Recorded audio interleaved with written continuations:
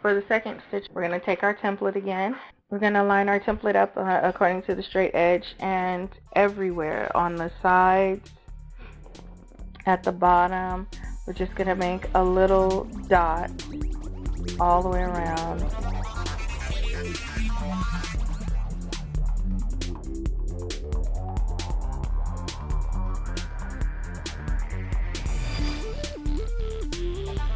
And because I made those marks on the outside, I can just shift this over and line up my markings from here and continue on. The next thing I'm going to do, so I'm going to also use this as a straight edge, is I'm going to draw lines on every alternating row. So if I'm starting from the top going down, then I'm going to take the second hole and go to that one, the next one here.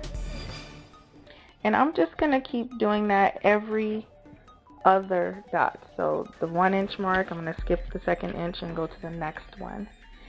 And just keep doing that all the way. So this top row will have slanted lines going from right to left, and then on the line right under it, the next line, I'm going to do slanted lines going from left to right.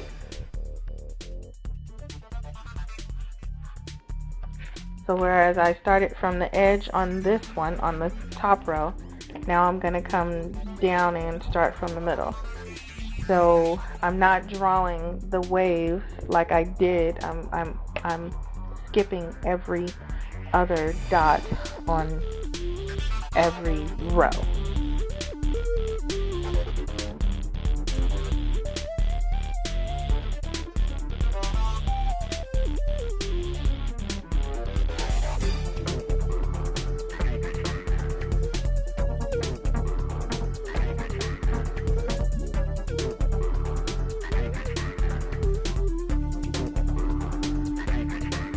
So now that I have my lines all drawn out,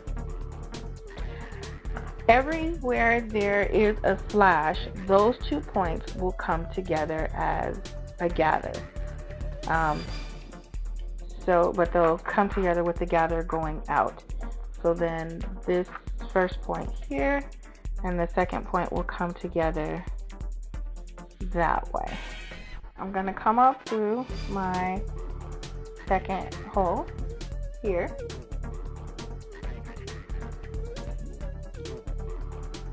and then I'm going to follow that diagonal down, pushing the fabric away from me, and I'm going to take a stitch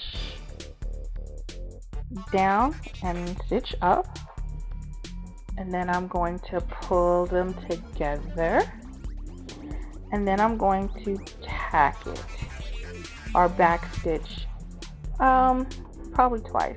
I'll do twice. And then I'm going to go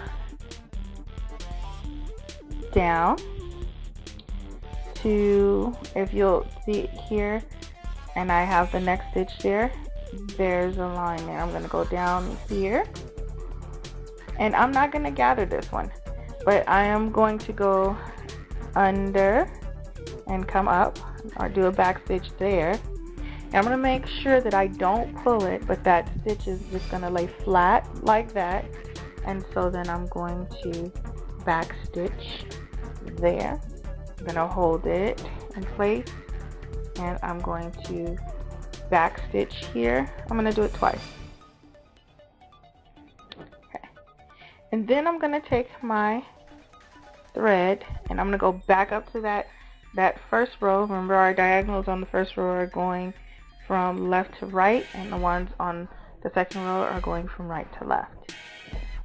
So I'm going to go ahead and go up back to my first row and go under the fabric and come back up like a little tack, and I'm going to leave that one straight, I'm going to leave that one straight, and I'm going to back stitch to make sure it doesn't gather.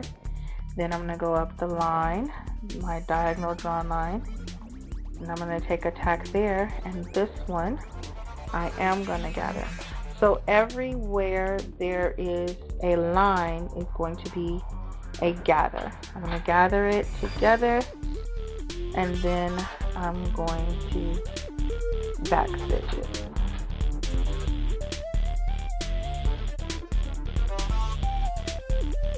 And basically we're going to do that all the way across.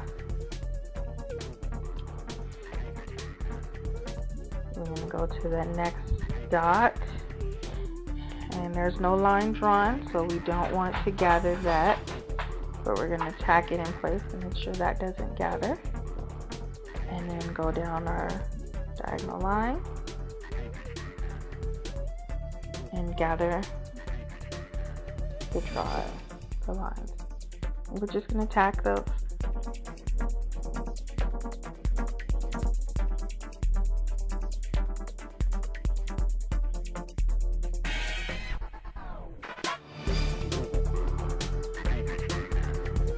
So if you look on the other side, it's producing this nice little braided effect. I think it's really, really cute. And I'm just going to keep going.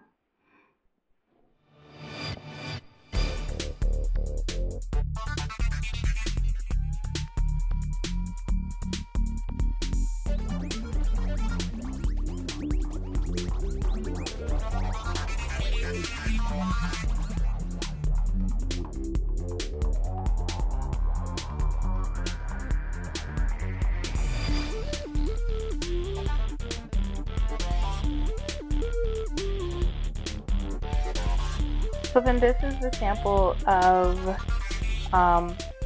the second technique. It's like a braid or a woven, a basket weave. The more rows you do, the more of this interlocking you're gonna see, and it's very nice to add to a garment. So here's a piece that I completed quite a few years back that is of the same technique. You can see how it looks on a different fabric and after it has been pressed down, and so this is what your finished piece might look like. And then this piece can be either attached to a bodice or cut out. If it was, you know, done larger, it could be cut out into the whole